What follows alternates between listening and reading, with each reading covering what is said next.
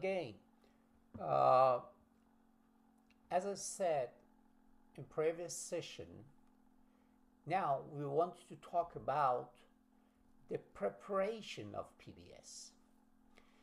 The old ordinary method for preparing a PBS is place a small drop of blood near one end of a slide and then use or choose an spreader, which is a little better, more thinner than the first one, with a 30 to 45 angle, and allow the blood to spread along the edge of the spreader.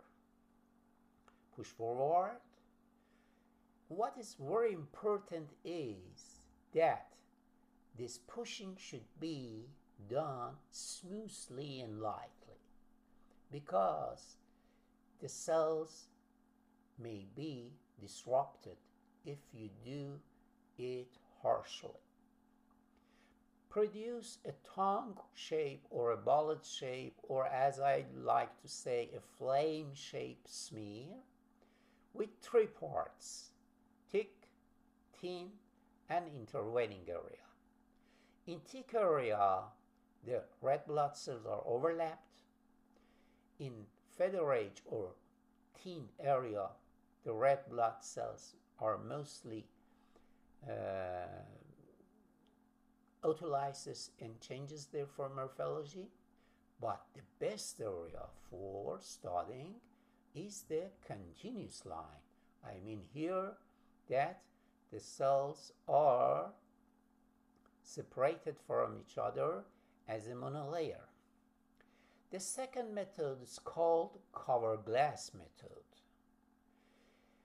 In cover glass method, we do the same with a small drop and place a second cover glass in a crosswise orientation, and the cover glass touch and capillary action spread the blood between the surfaces.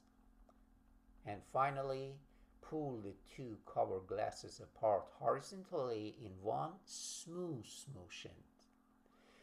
The result is also a round or flame shape, and the advantage of this cover glass in comparison with old wedge method is that it produces a thin film in comparison with the first one.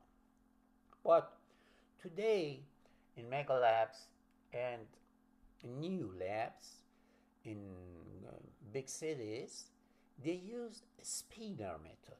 In a spinner method, a centrifuge, an automated mechanical centrifuge, spread blood by centrifugal force and produces a special evenly distributed red blood cells throughout the slide.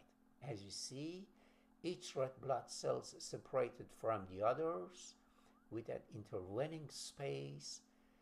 If you compare it with the ordinary wedge, you see in ordinary wedge you have a thick overlap red blood cells, a very thin degenerated and an intermittent area. This is of course faster, more reproducible, and better quality. But regarding to the cost, in